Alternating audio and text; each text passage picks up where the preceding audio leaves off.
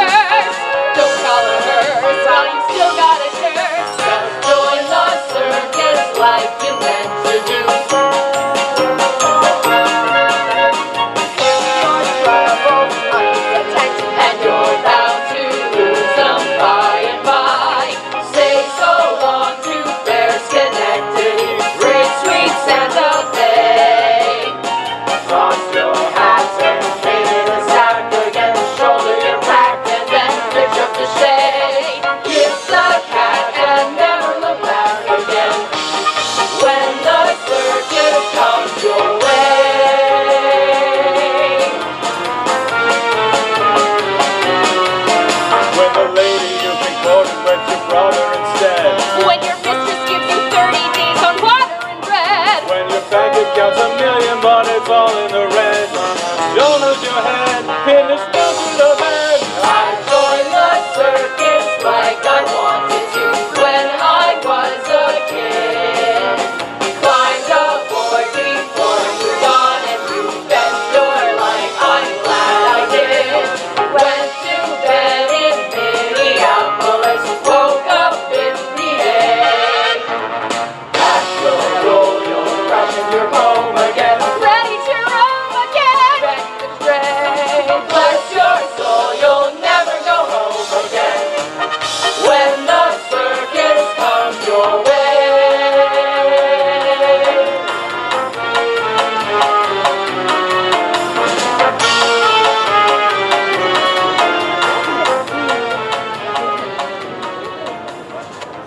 Proceed, Silenus, to procure my fall, and by doom of death and woes and all. Merchant of Vancouver, plead no more. I am not partial to infringe upon our laws. The enmity and discord which of late sprung from the rancorous outrage of your Duke to merchants, our well-dealing countrymen who, wanting guilders to redeem their lives, have sealed his rigorous statutes with their bloods, excludes all pity from our threatening looks. For, since the mortal and intestine jars twixt thy seditious countrymen and ourselves, it hath, in solemn synods been decreed, both by the Vancouverites and ourselves, to admit no traffic to our adverse towns. Nay, more. If any born in Nanaimo be seen in any Vancouver circus or fair, again, if any Vancouverite come to the Bay of Nanaimo, he dies.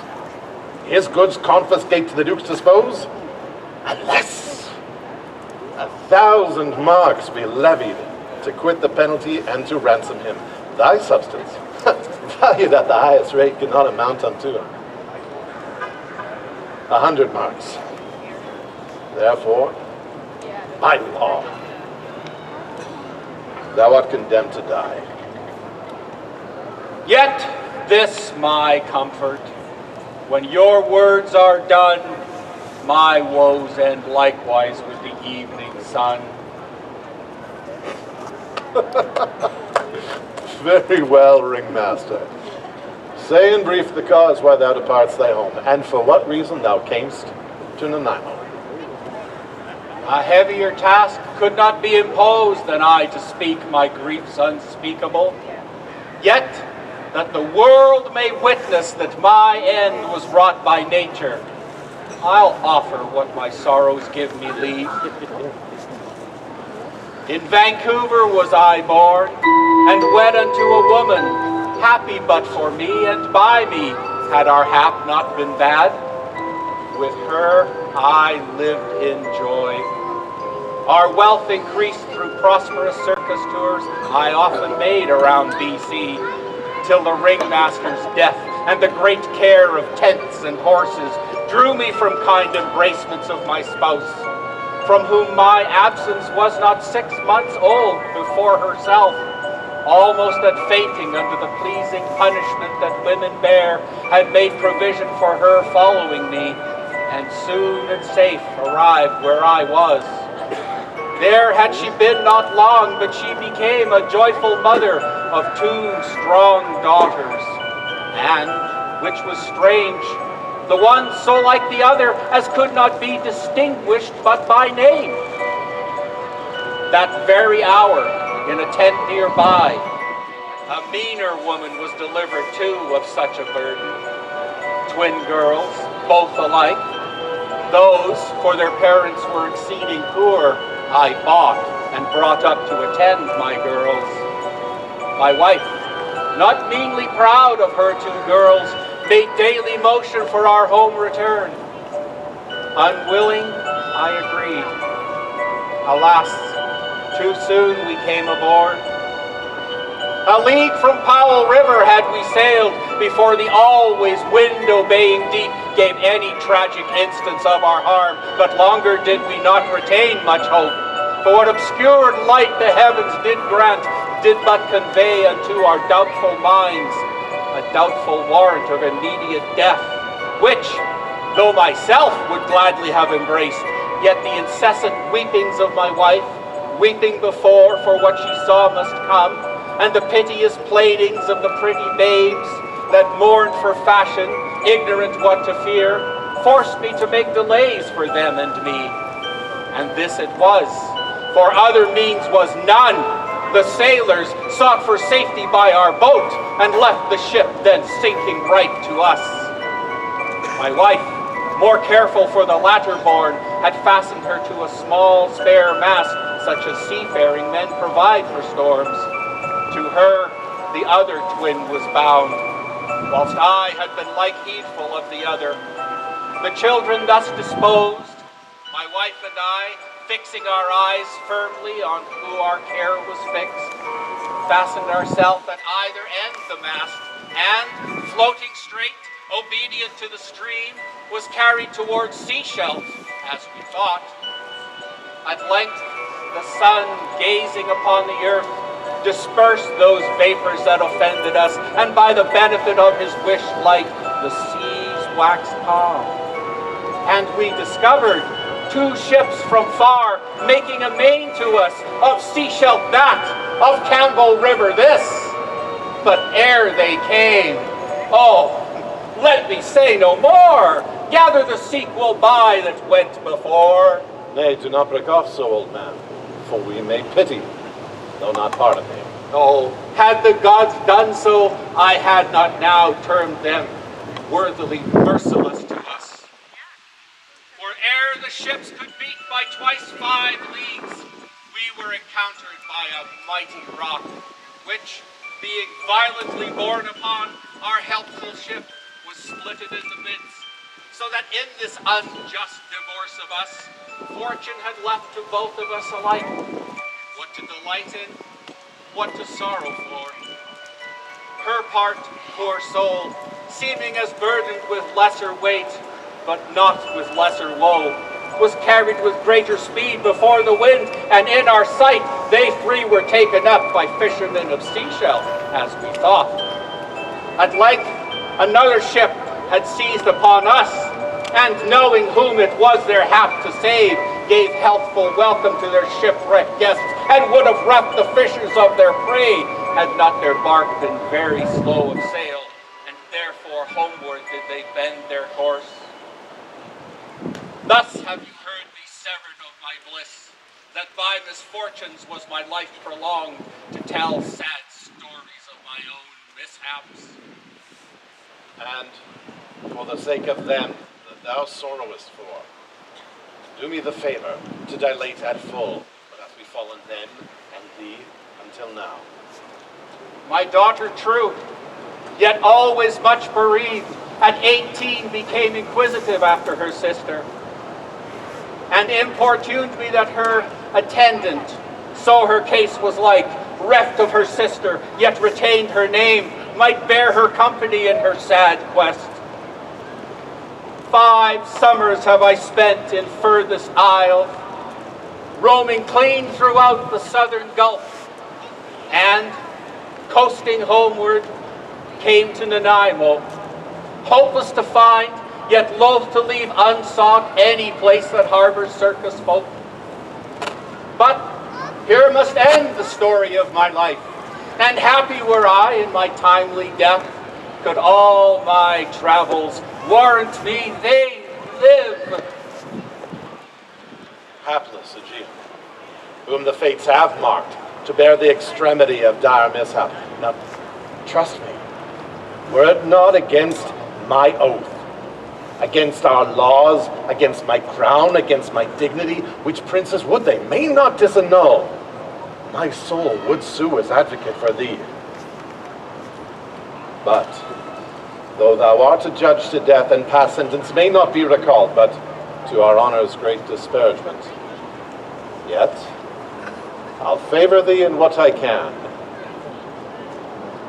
Ringmaster, I'll limit thee this day, to seek thy life by beneficial help. Try all the friends thou hast in Nanaimo.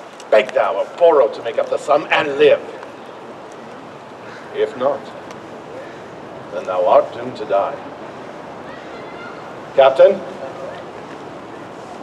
take him to thy custody. I will, my lord. Hopeless and helpless doth Aegean wend, but to procrastinate his lifeless end.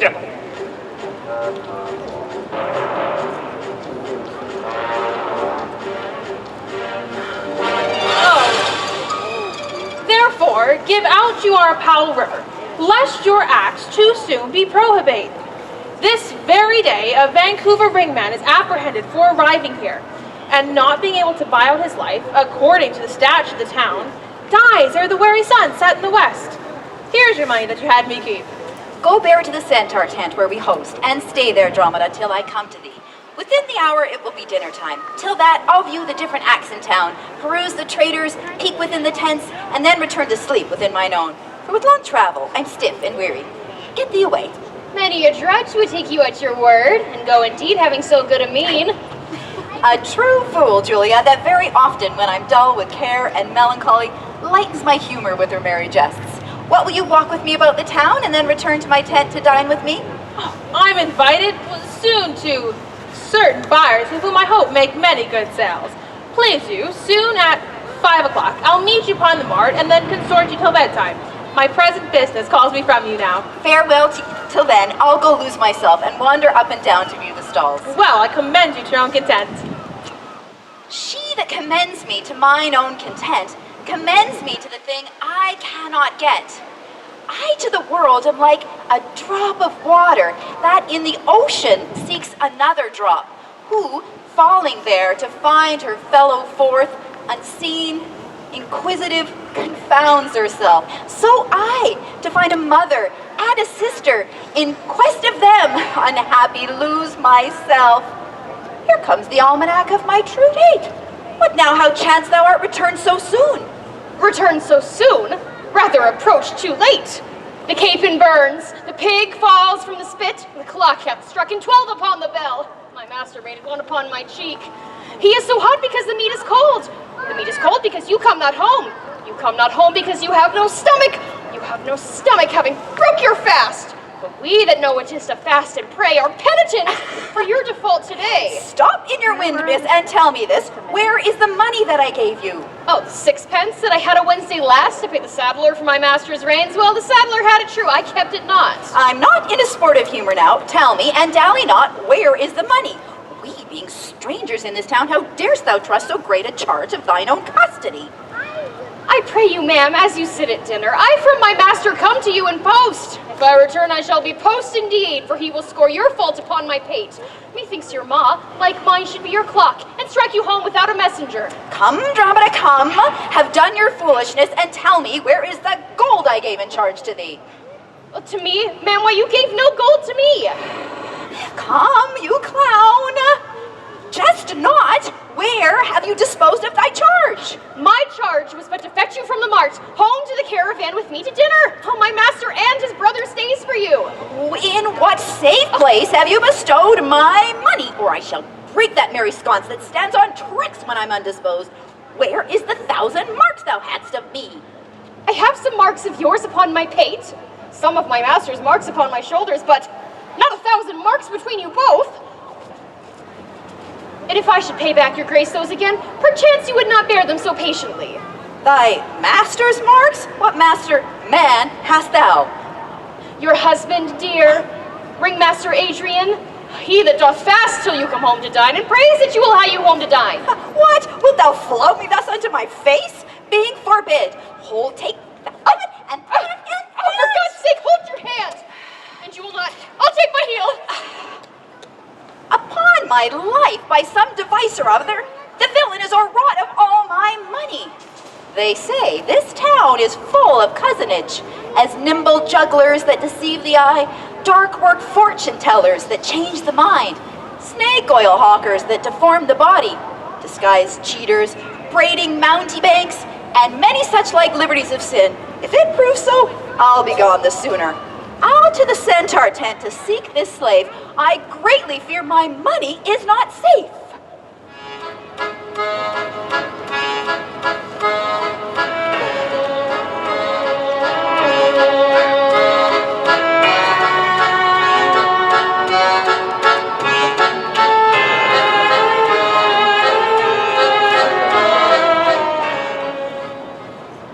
Neither my wife nor her jester return, that in such haste I sent to seek my wife. Sure, Lucian, it is 2 o'clock.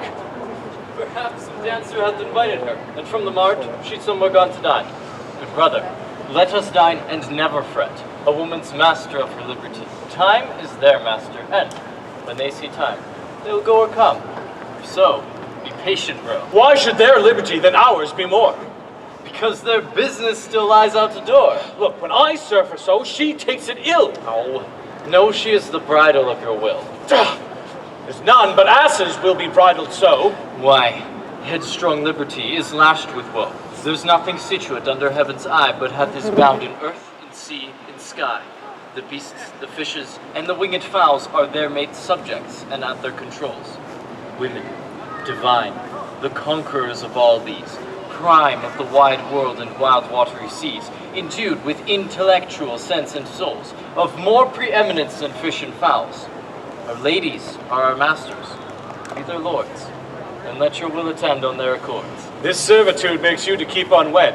Not this, but troubles of the marriage bed.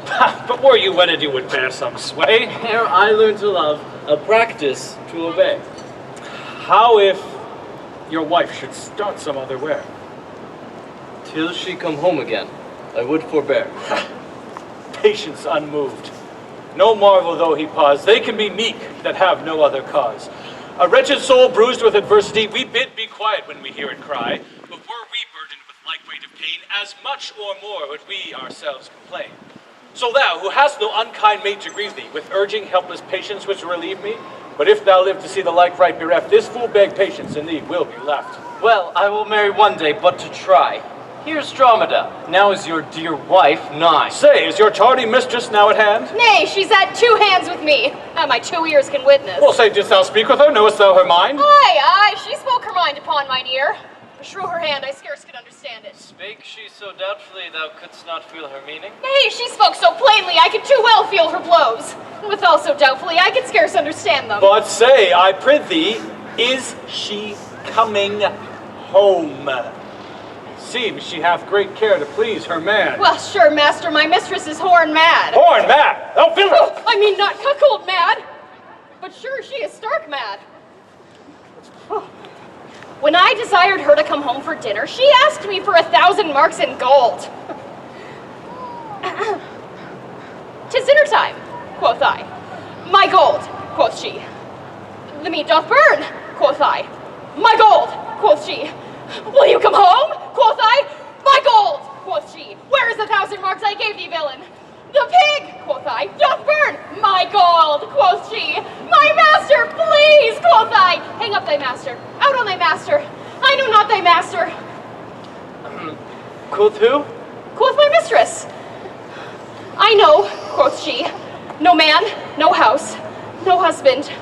So that my errand, due unto my tongue, I thank her. I bear it home upon my shoulders, for, in conclusion, she did beat me there. Go back again, thou slave, and fetch her home. Go back and be new beaten home again? Oh, for God's sake, send some other messenger. Back, slave, or I shall break thy painted cross. And she will bless that cross with other beating. Between you I shall have a holy head. Hence, painting peasant, and fetch thy mistress home! Am I so round with you as you with me, that like a football you do spurn me thus? She spurned thee hence, you spurn me hither. If I last in the service, you must case me in leather.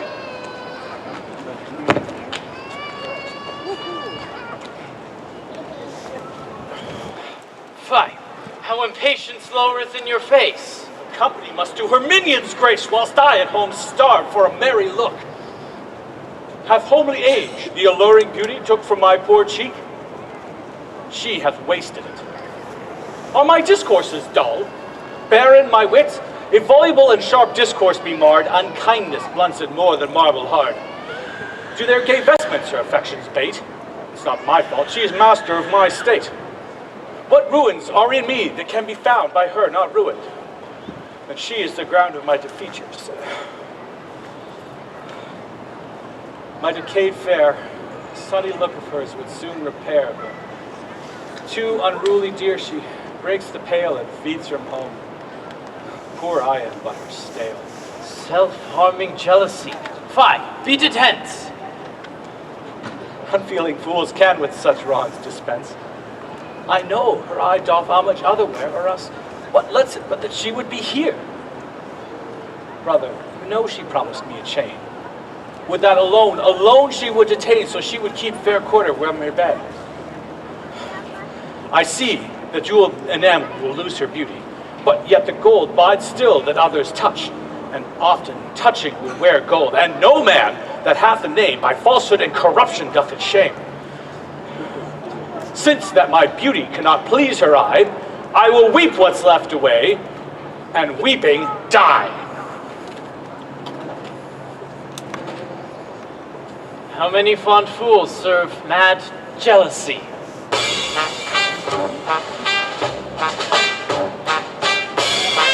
gold I gave to Dromeda is safe, laid up in the centaur, and the heedful slave is wandered forth in search of me by computation in mine host report. I could not speak with Dromeda, since at first I sent her from the mart. Oh, here she comes. How now, miss, is your merry humor altered?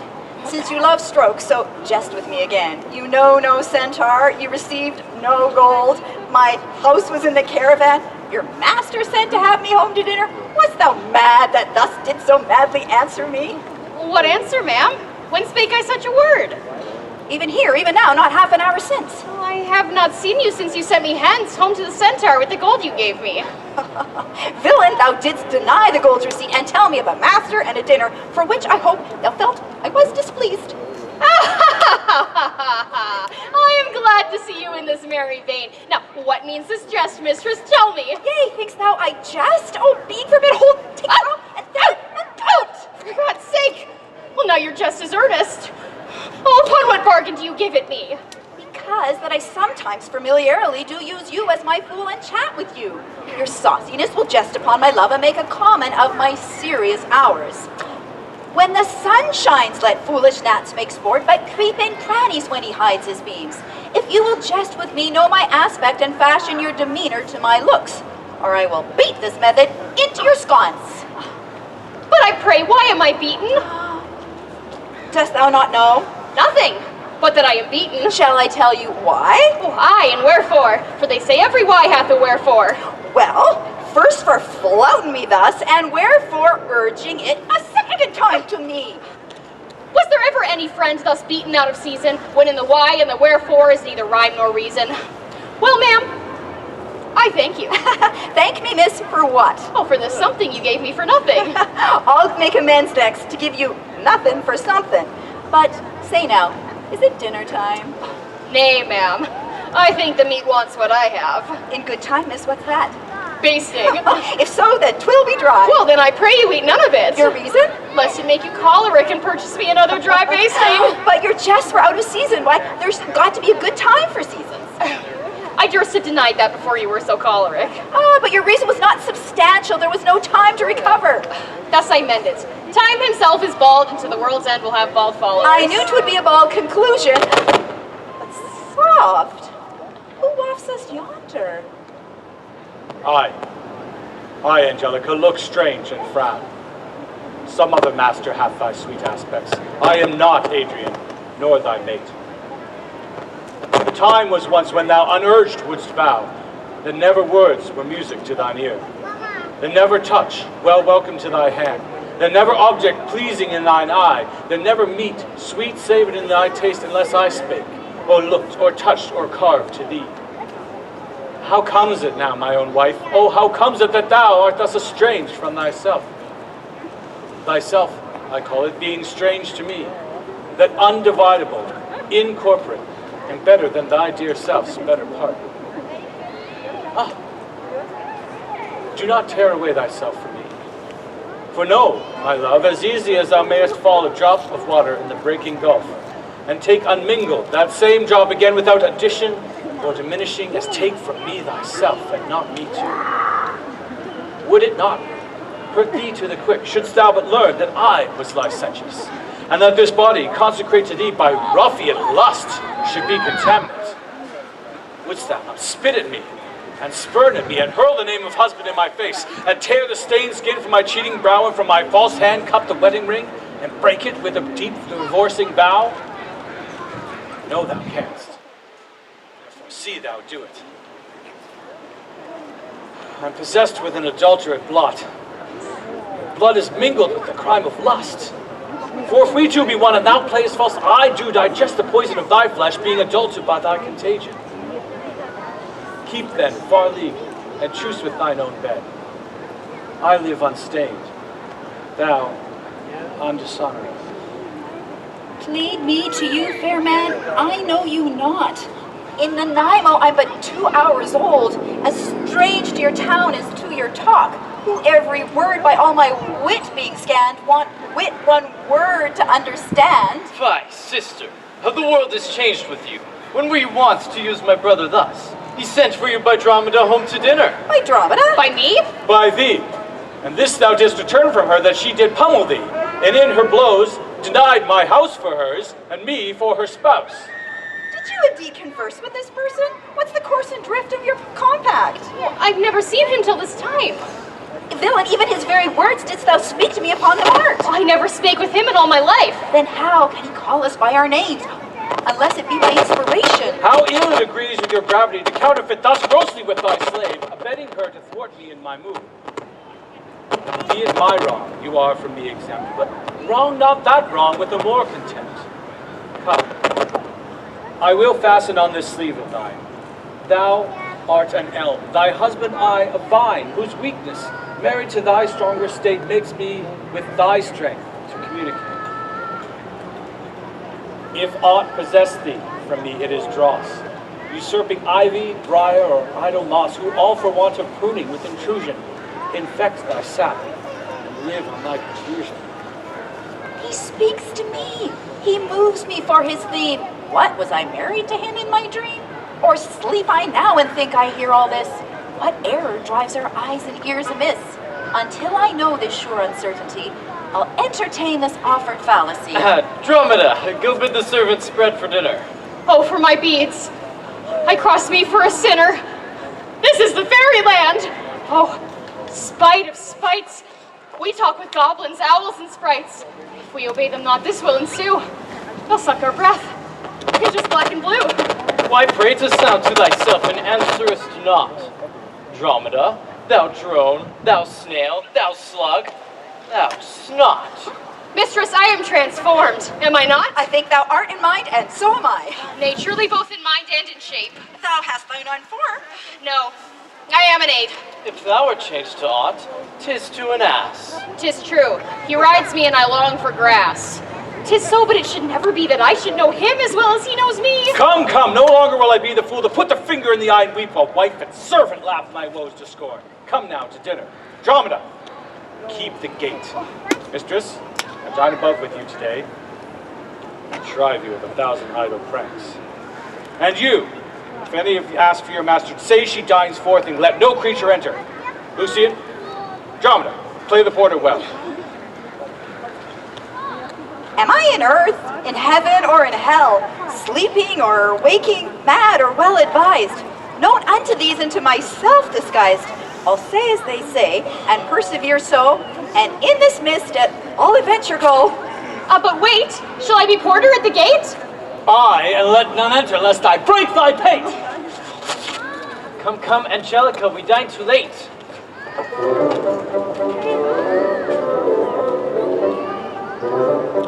Dear artist Rebecca, you must excuse us all. Adrian is shrewish when I keep not the hours. Say that I lingered at your tent to see the making of this golden chain, and that tomorrow you will bring it home. Oh, but here's a villain that would do me wrong. She met me on the mart and said that I beat her, charged her 1,000 marks in gold, and denied my man and my home. Now, winesop thou, what did thou mean by this? Say what you will, but I know what I know. That you beat me on the mart, I have your hands to show. If the skin were parchment and the blows you gave were ink, well, your own handwriting would tell you what I think. Oh, I think thou art an ass. Marry, so it doth appear, by the wrongs I suffer and the blows I bear. I should kick. Being kicked and being at that pass, you would keep from my heels and beware of an ass. Oh, you're sad, crafty Rebecca. Praise God, find good cheer may answer your goodwill and your good welcome here. I hold your dainties cheap now, and you're welcome, dear. Oh, Mistress Rebecca, either flesh or fish, a table full of welcome makes scarce one dainty dish. Good meat, though, is common. That every trill affords. And welcome more common, for that's nothing but words. Small cheer and great welcome makes a merry feast. Better cheer you may have, but not with better heart. Oh, but soft, our door's locked. Go, bid them let us in. Maud, Cecil, Bridget, Jillian, Jen, Mole, Malthorse, Capon, Coxcomb, Idiot, Patch. Either get thee from the door or sit down at the hatch. What, dost thou conjure for wenches that thou called for such store when one was one too many? Go, get thee from the door. What patch has made our porter here? My mistress stays in the street. Let her walk from whence she came, lest she catch cold on her feet. Who talks within there? It's the porter for this time here, and my name is Dromeda. Villain! Thou hast stolen both mine office and my name. The one ne'er got me credit, the other mickle blame. Well, if thou hadst been Dromeda today in my place, well, thou wouldst have changed thy face for a name or thy name for an ass.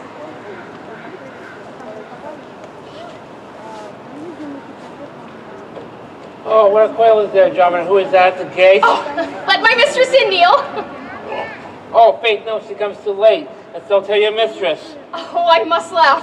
Have at you with the proverb. Shall I set in my staff? Oh, have at you with another. That when can you tell? If thy name be called Neil, well, Neil, thou hast answered her well. I thought to have asked you. And you said no. Well, come help. Well, there was blow for blow. Thou baggage, let me in. Oh, can you tell for who's sake? Mistress, knock the door hard. Oh, let her knock till an ache. You'll cry for this minion if I knock this door down. What needs all that in a pair of stocks in the train? Who is that at the door that keeps all these churls? By my troth, your town is troubled with unruly girls. Is that you, spouse? You might have come before. If you went in pain, master, this knave would go sore. Here is neither cheer, ma'am, nor welcome. We would fain have either. In debating which was best, we shall part with either. They stand here in the cold, master. Bid them welcome hither. There is something in the wind that we cannot get in. You would think so truly if your garments were so thin. Your cake there is warm within, and you stand here in the cold. It would make a man mad as a buck to be so bought and sold. Well, I'll go find me something. I'll break in the gate. Break any breakings here, and I'll break your knave's pate. Out upon thee, hind. Oh, here's too much out upon thee. I pray thee, let me in. Aye, when fowls have no feather and fish have no fin. I'll break in. Go borrow me a crow. A crow without a feather? Mean you so?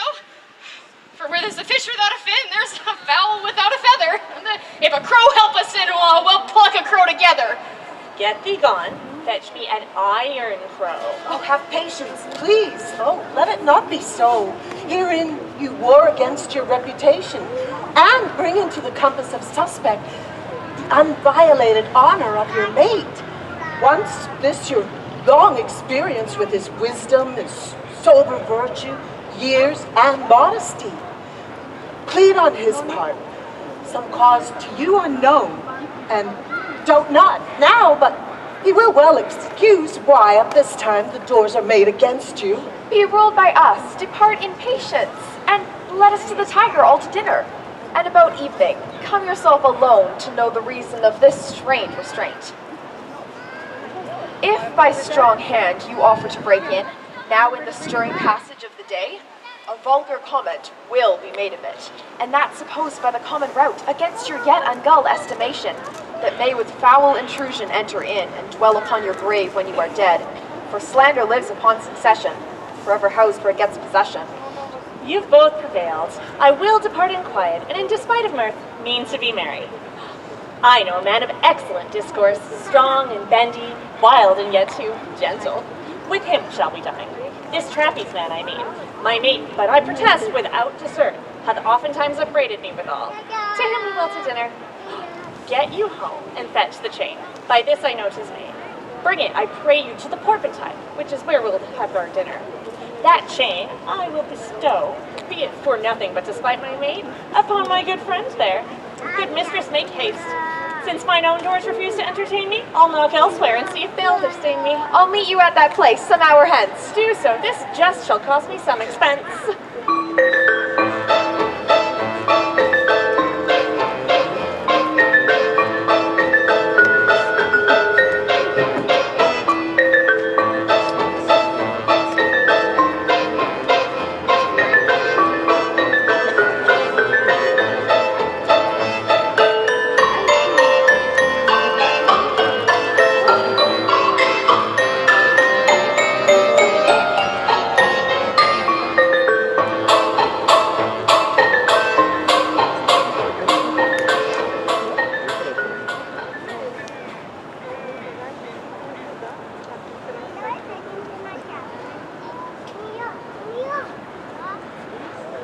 May it be that you have quite forgot a good wife's office. Shall Angelica, even in the spring of love, thy love springs rot? Shall love in building grow so ruinous?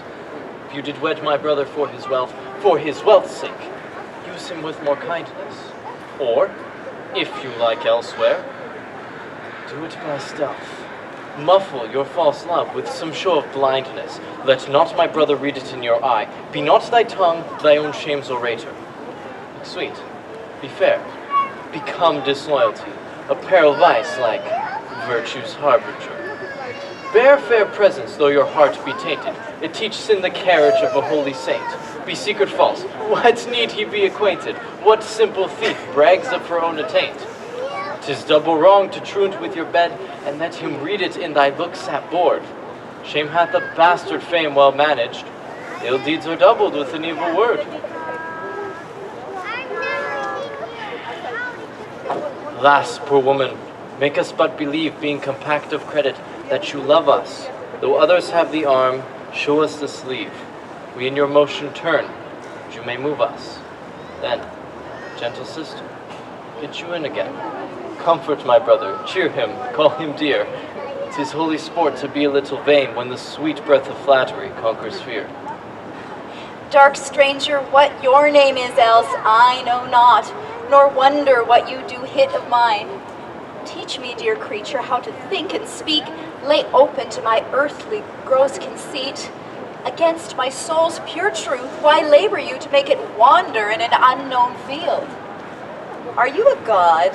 Would you create me new? Transform me then, and to your power I'll yield. But if that I am I, then well I know your weeping brother is no spouse of mine, nor to his bed no homage do I owe. Oh, sing siren for thyself, and I will dote. Yeah. Spread o'er the silver waves thy curly hair, and as a bed I'll take them, and there lie. And in that glorious supposition think, she that gains by death hath such means to die. Let love, being light, be drowned if she sink. What, are you mad that you do reason so? Not mad, but mated how, I do not know. It is a fault that springeth from your eye. For gazing on your beams, fair sunbeam by. Gaze where you should, that will clear your sight. As good to wink, sweet love, as look on night. Why call you me love? Call my brother so. Thy brother's brother. That's my brother. No, it is thyself. thine own self's better part, mine eye's clear eye, my dear heart's dearer heart, my food, my fortune, and my sweet hope's aim. My soul ear's heaven, and my heaven's claim. Oh, this husband is, or else should be. Call thyself husband, for I love thee, sweet. Thee will I love, and with thee lead my life. I have no husband yet, nor thee no wife. Give me thy hand. Soft air, hold you still. I'll fetch my brother to get his goodwill.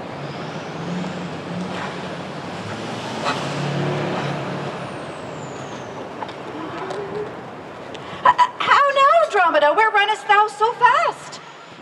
Do you know me now? Am I Andromeda? Am I thy friend? Am I myself? Thou art Andromeda. Thou art my friend. Thou art thyself. No, I am an ass. I am a strong man's wife, and besides myself.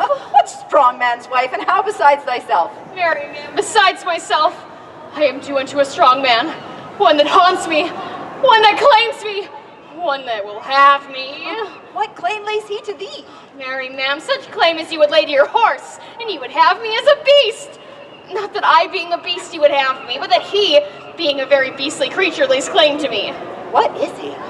A very reverent body, one that a man may not speak of without he say, Sir Reverence. Oh, I have but lean luck in this match, and yet he is a wondrous, large marriage.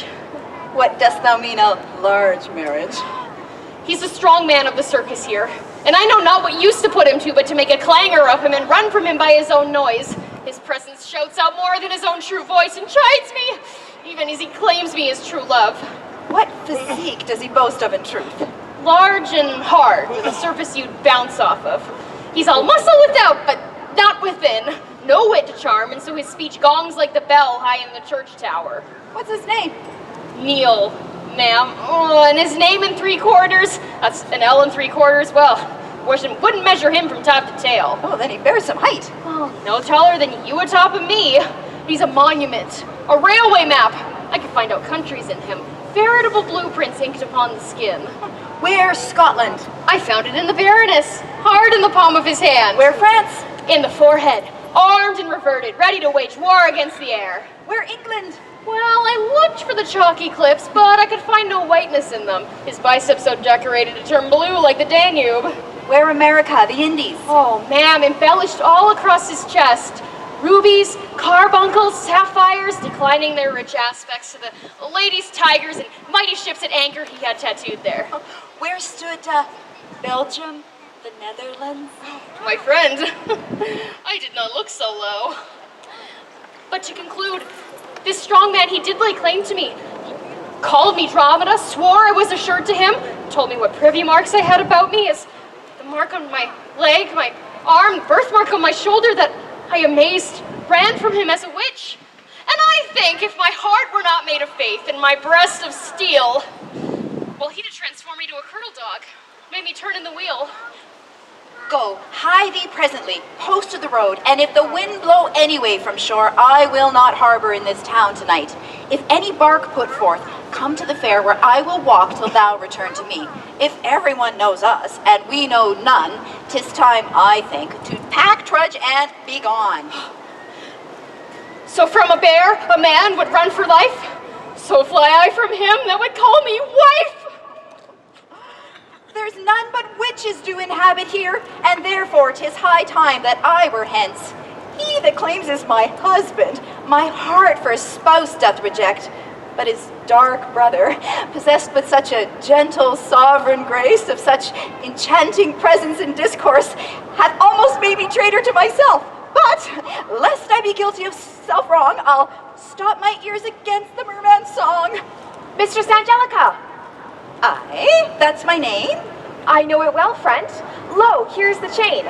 I thought to have met you at Tent Porpentine. The chain unfinished made me stay thus long. What is your will I do with this? What please yourself, love? I've made it for you. Made it for me, miss. I bespoke it not. Not once, nor twice, but 20 times you have. Go home with it and please your mate withal. And soon, at supper time, I'll visit you, and then receive my money for the chain. I pray you, miss, receive the money now, for fear you ne'er see chain nor money more. You are a merry joker. Fare you well. What I should think of this, I cannot tell. But this I think, there's no one is so vain as to refuse so fair an offered chain. I'll to the fair, and there for Dromeda stay, and if any ship put forth, then straight away.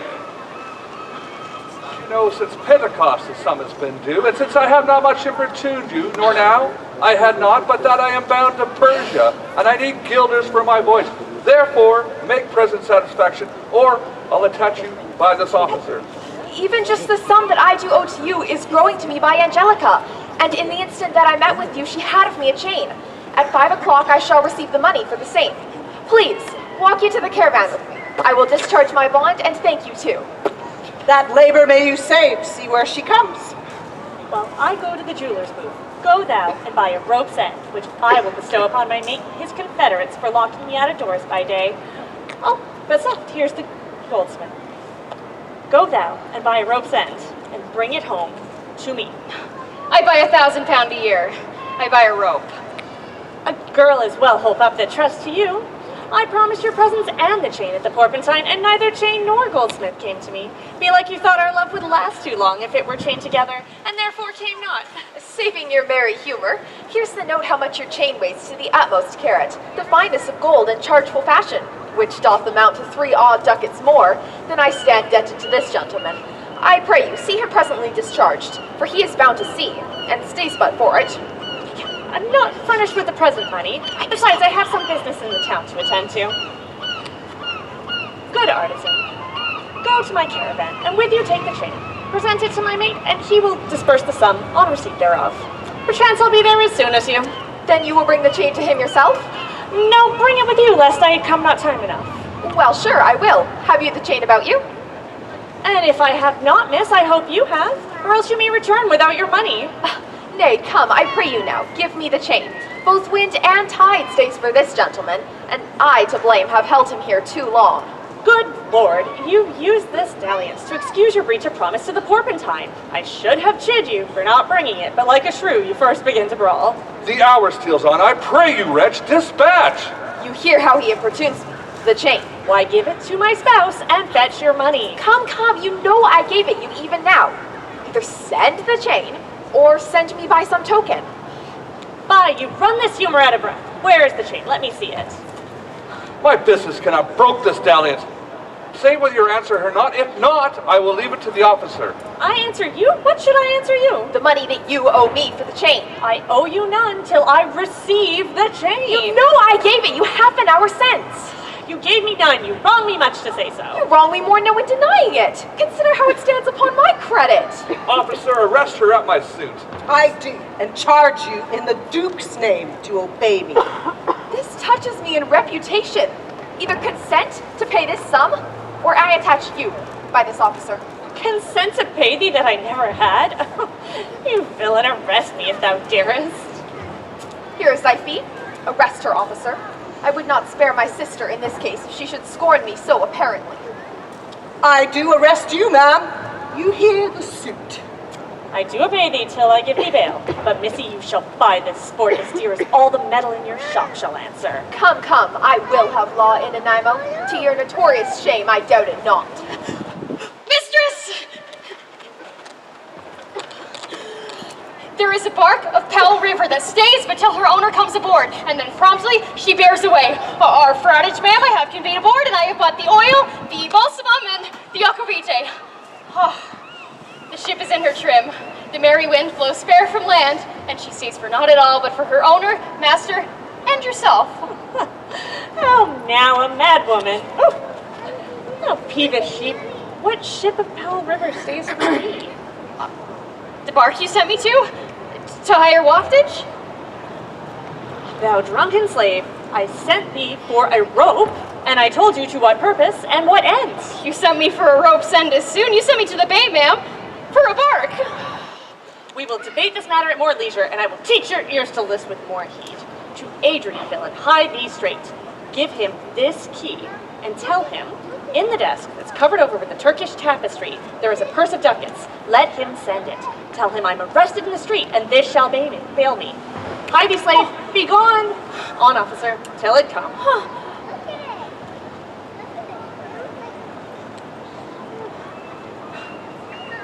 Adrian! That's where we dined! Where Neil Fiend did claim me for his precious. Thither though I must, although against my will, for servants must their masters' minds fulfill.